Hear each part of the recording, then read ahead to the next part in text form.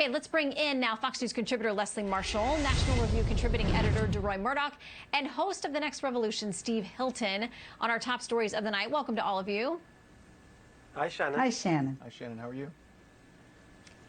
I'm doing good.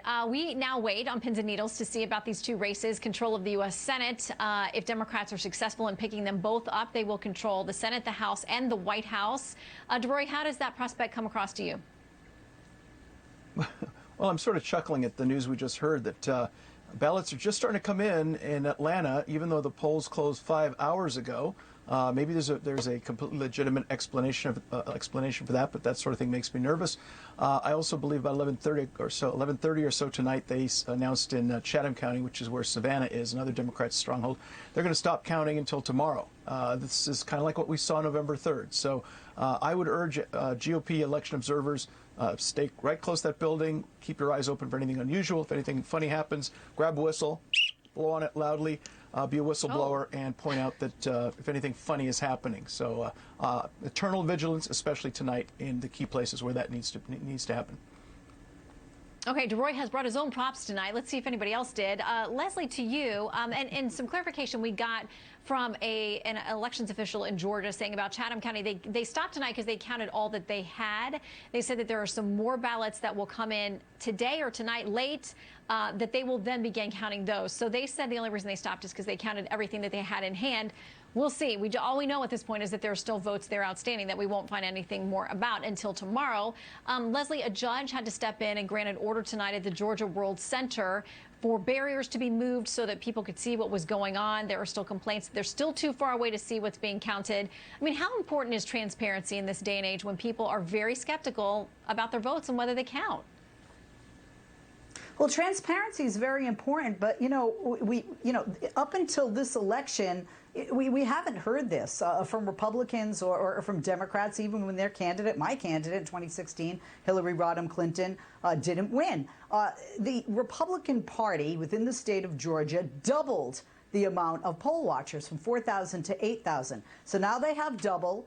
Now they have their ruling in their favor to be even closer. So even though I predict that if the Democrats win both seats, and I predict they will right now, and I'm a pessimist normally, Shannon, I wasn't that confident up until about an hour ago, and I have to say that if the Democrats win, I guarantee some of those poll watchers are going to say something was funky, but then again, if it was the Republicans who won, they wouldn't say that. That's the problem that voters have.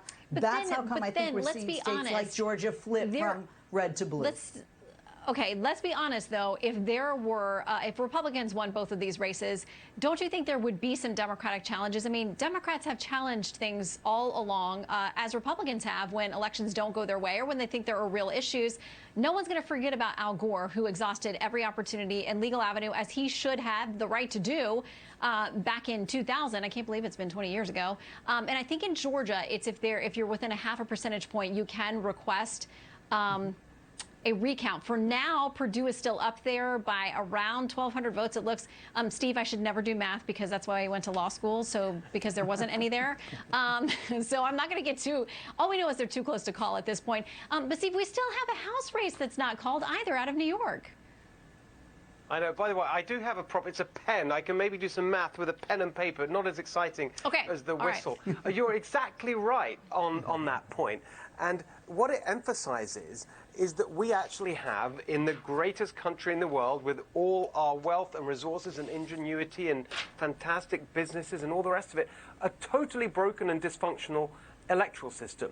As you say, still 2 months after the general election, we have congressional races where they're still counting. We still don't have a result. We have complete banana republic abominations like ballot harvesting. How can any serious democracy have a system where it's not one person, one vote, but one union activist, 156 votes? And the Democrats want more of that. That's what they were pushing for.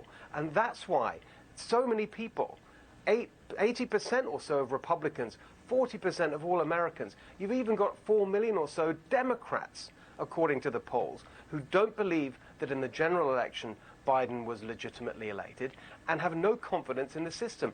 That's what we have to take seriously. And it's no good just brushing it all off and saying it's all because Trump's lying or Fox News propaganda or whatever.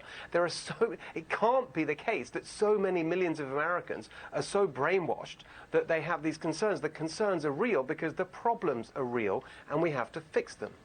Says now it is disappointed in the level of Chinese cooperation into its investigation of the origins of the coronavirus pandemic.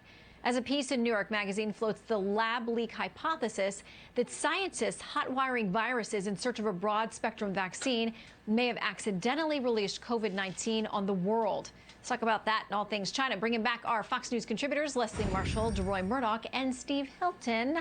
Good to have all of you back. Okay, so this is what we're hearing. The WHO, this is according to the Associated Press, disappointed at Chinese delays letting experts in. Dr. Michael Ryan, the WHO's emergencies chief, said the deployment had been expected to start Tuesday, but that the needed approvals had not yet been granted, including for visa clearances. Steve, WHO has been very defensive and laudatory of China much of the last year with regard to the pandemic, but now openly criticizing them, saying, hey, we want to get in there. We had an agreement to try to get to the origins of this thing, and now China doesn't seem to be cooperating.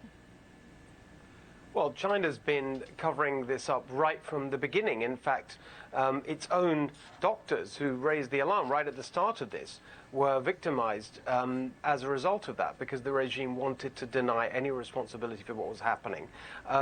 We've been looking at this and are preparing a report on it ourselves on my show because it's quite clear that the medical establishment, not just China, but the medical establishment generally, has been trying to cover up the origins of this because it threatens this highly risky research which they've been carrying out for many, many years. And that's why it's so important that we get to the bottom of this. It's quite astonishing, really, that we've come this far into this pandemic, which has caused so much disruption and pain and death and misery across the world. And there's been this complete lack of curiosity to really get to the origin of it. And the WHO, I think, should have been doing this much, much sooner and been much, much more aggressive. And the Chinese authorities need to be held to account, but so does the medical establishment that's been pushing this dangerous research. So Matthew Pottinger, who is a deputy national security advisor to the president, said this. He says there's growing body of evidence to say that a laboratory leak or accident is very much a credible possibility. Even establishment figures in Beijing have openly dismissed the wet market story. So, Leslie, some movement even away from the official talking points there in China. Oh, no, definitely. Here's the problem. We really can't believe anything China tells us, can we? I think we knew this before COVID. We certainly know it since COVID has started, whether it's numbers or where it came from. You know, I've mentioned before my husband's a physician, and I asked him, I said, can they really, pinpoint where it came from? And he said, not necessarily. Now we have, 2 mutations of this virus. Here's the problem. We do need cooperation from China with regard to this pandemic for us to be able to continue to go forward, whether it's with vaccines or whether it's looking at different mutations that have come from this virus. That's essential, and it's very difficult to do when you don't have a nation cooperating not only with the World Health Organization, but the rest of the international community, because this virus, this pandemic, is affecting everyone worldwide.